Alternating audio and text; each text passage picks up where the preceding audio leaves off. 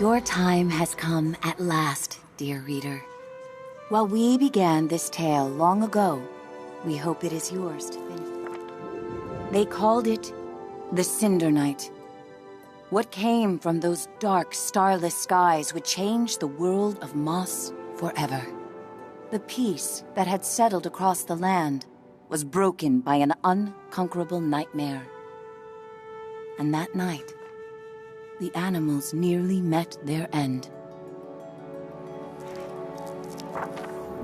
First, they killed the king. A winged creature broke from the shadows and plucked him from his royal bedchamber high atop the tallest tower. Next, the serpent Sarfog and the armies of the arcane. The king's guard fought bravely, but the castle soon pulsed with the arcane's evil. Every room was gutted, every statue, tapestry, and adornment hexed. But the glass was never found. Even the reclusive sprites set aside their differences on that fated night. They sent a great champion, empowered by their own glass relic, to challenge the serpent and its steel army. Meanwhile, Sir Argus, commander of the King's Guard, led the survivors west through a temple long abandoned by their ancestors and far away from their newly risen enemies. It was an arduous escape. Finally, after passage beneath the impassable mire, they found refuge in a clearing hidden safely in the trees. Argus charged back to join the sprite champion at the mire's edge. Together, they fought back the arcane and sealed the temple passage that led to the clearing. But the champion was gravely injured. Clutching his glass, he retreated deep into the forest where he drew his last breath. A large tree grew upon him. It stood many years in watchful duty, safeguarding the glass and awaiting its next hero.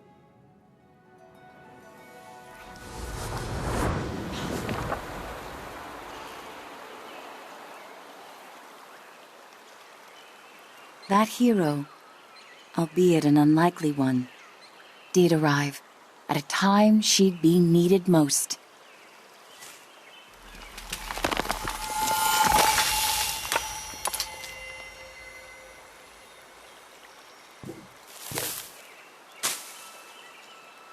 Quill was out adventuring beyond the edge of the clearing. Dusk was creeping in, but she wondered what she might find if she went just a little farther.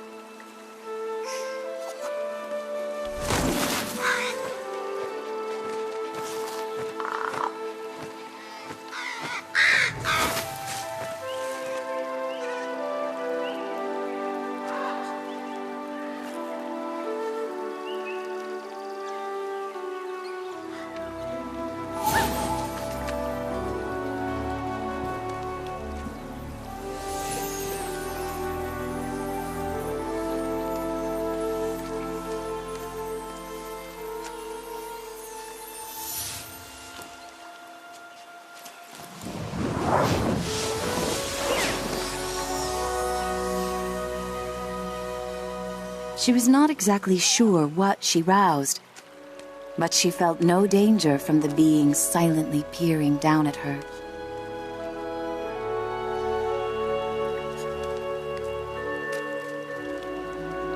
Quill had to hurry. The village gates would soon close, and night would follow.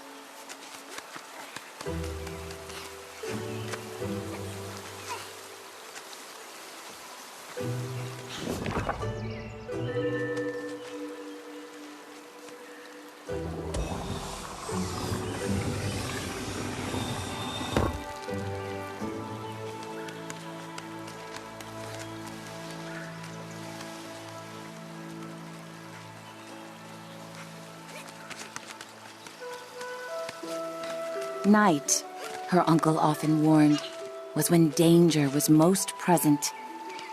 But Quill preferred the stories of the magical creatures that woke to protect the forest.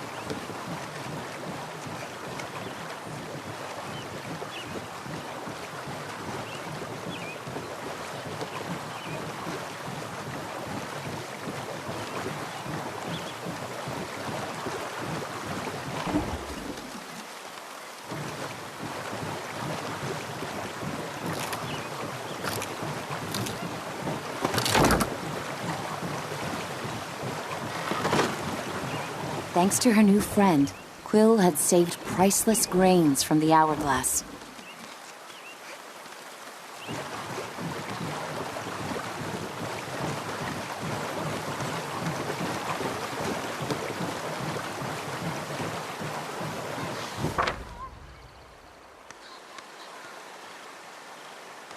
She raced to the door of the cottage she shared with her uncle, hoping once he saw her discovery, he'd lose himself in tales of its legend.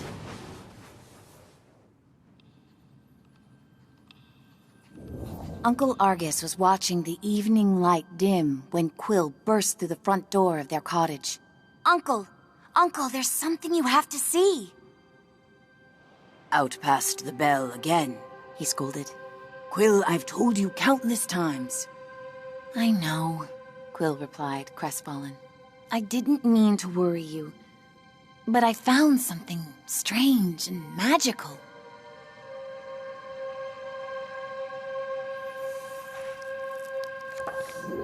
Quill's hands trembled as she showed him the glass. "What is it?" she asked.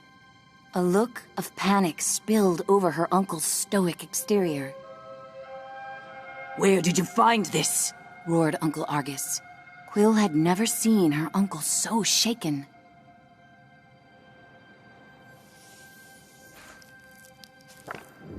"Just west of the clearing," she explained. "And as soon as I picked it up, something started helping me." Uncle Argus followed her motion. "A reader? With you, here, right now?"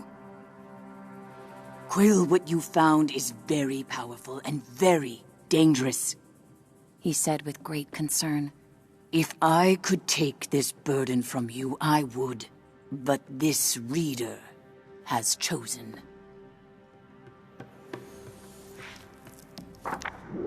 Even with the moon full and bright, I must go right away." Quill pressed. "Where are you going? I can help. We can help." "No," he snapped. "They'll find you and tear you apart. I have to go alone. It is for your own safety and for everyone here in the clearing." His long, heartfelt hug told her he was heading for danger.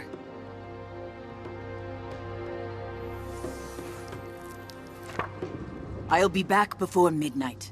Until I return, I need your word you will not leave the clearing with that glass. Promise me, Quill." "I promise," she said reluctantly, wondering where her uncle was going so deep into the night.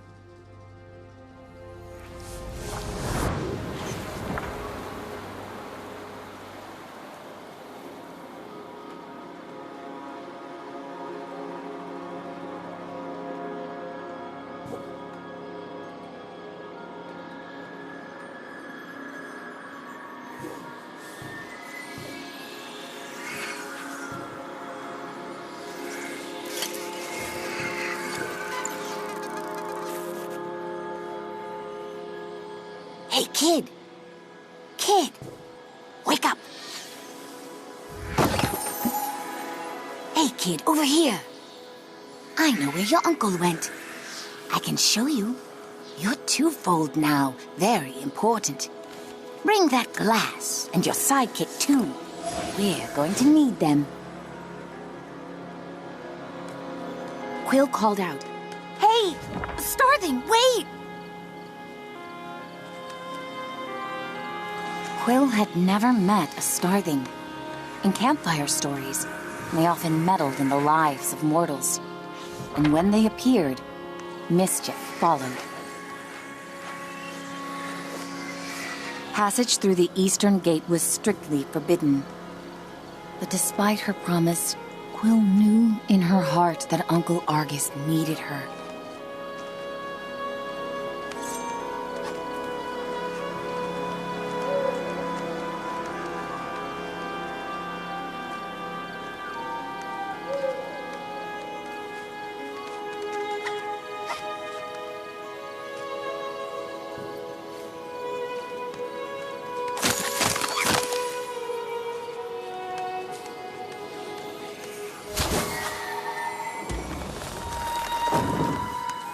Quill demanded answers. Starthing, you can't just barge in here with your riddles. Where is he? What do you know?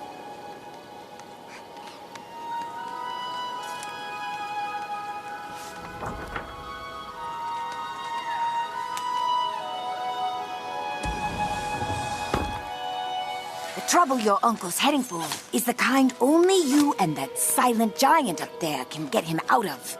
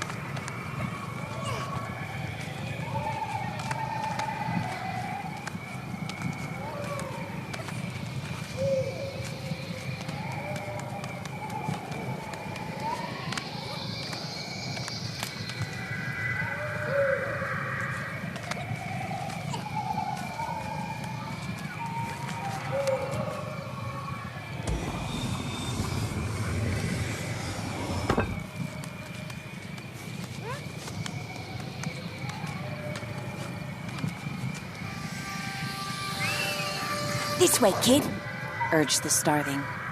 And don't forget to tuck your ears in.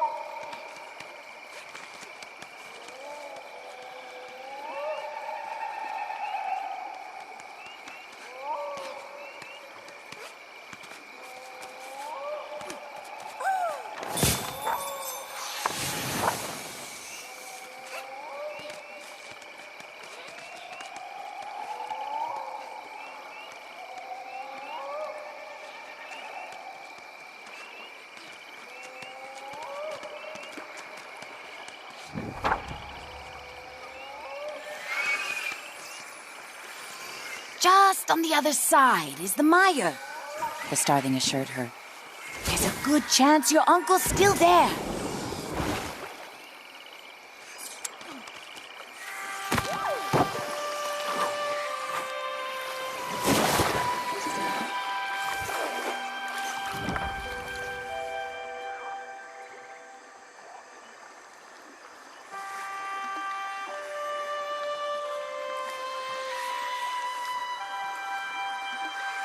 Did you hear that?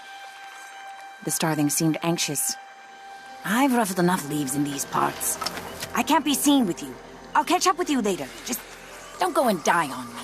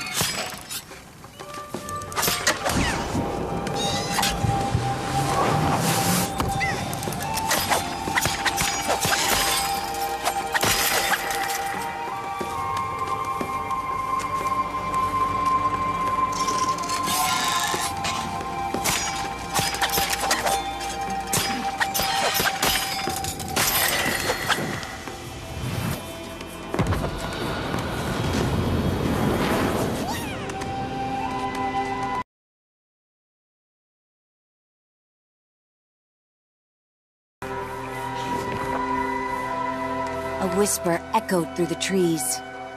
Fought like someone who had...